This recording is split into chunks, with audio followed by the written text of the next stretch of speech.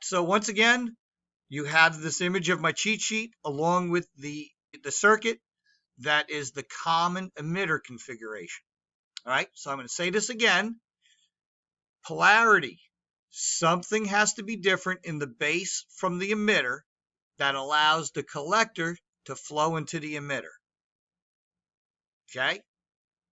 So, we can see here, we have a grounded emitter terminal. Here's our emitter going to ground. Okay, and you can see this is ground and this is ground. Right, we're all going to ground. Input is applied from the base. So here's our positive flowing through a load, through our photodiode, into the base of the transistor. Output, goes between the collector and the emitter. So here we have positive going through our load, into our transistor, and out to ground. The highest current and the highest power gain. All right, so we are controlling a small current and we turn it into a big current. We do it with voltage and we do it with current because this is full battery voltage flowing in and this is a small input because it's going through a diode. So it's a small influence that turns into a giant output. Current flowing out is equal to the current flowing in. Okay, so what flows in is virtually the same as what comes out because our switching is happening on this side of the equation. The current gain of the emitter is quite large because before we had a small current between the base and the emitter, so we had positive and we had negative. So that was our switch that turned this. So now the emitter that had a small amount of current on it when it was tripping the base now is a giant current on it because it's flowing through the transistor. Any small change in the base current will result in a much larger change in the collector current. So if this flows in a small signal is allowed to flow through. If this flows in with a big signal, a bigger amount is allowed to come through. And once again, this is a photodiode, so cloudy day versus sunny day versus nighttime. This is an NPN. Okay, our third type is called a common collector configuration. Now, I want you to always think about this little cheat sheet that I have here.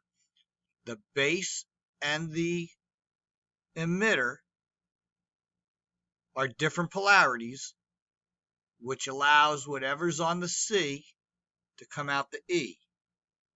We have a little bit of something going on here, though. So look at this, and you will see that we have a collector here that's attached to positive. We have a base. We have our photoresistor here. It's a load connected to positive. We have a load here on this side connected to ground. Okay, so let's look at what happens here now. The collector is now common through the supply. Okay, the positive is applied to both items. The input is connected to the base. So here we have positive that's being dropped down coming into the base. The output is from the emitter load. So what happens here is our current that's going to flow out here is reduced by the load that's here. This is known as a voltage follower or emitter follower circuit. The main reason for this is it's useful for impedance matching applications because of its very high impedance, right? Impedance is resistance to electron flow. In the region of hundreds or of thousands of ohms while having relatively low output impedance. Okay, so the impedance out is less than what goes in. The emitter has a gain equal to the transistor itself. Okay, so whatever's coming in here, which is playing a role in this switching, the current is low, and the emitter's gain is related to what's happening in this transistor. The emitter current is a combination of the collector current and the input current of the base. So once again, everything flows out, and this has both currents on it, but this current ends up being very low because of these loads that are playing a role in how that current is applied.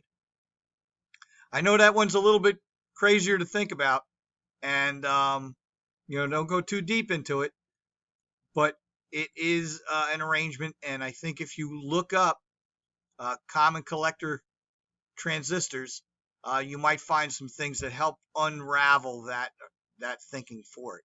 Right? This is an NPN arrangement as well.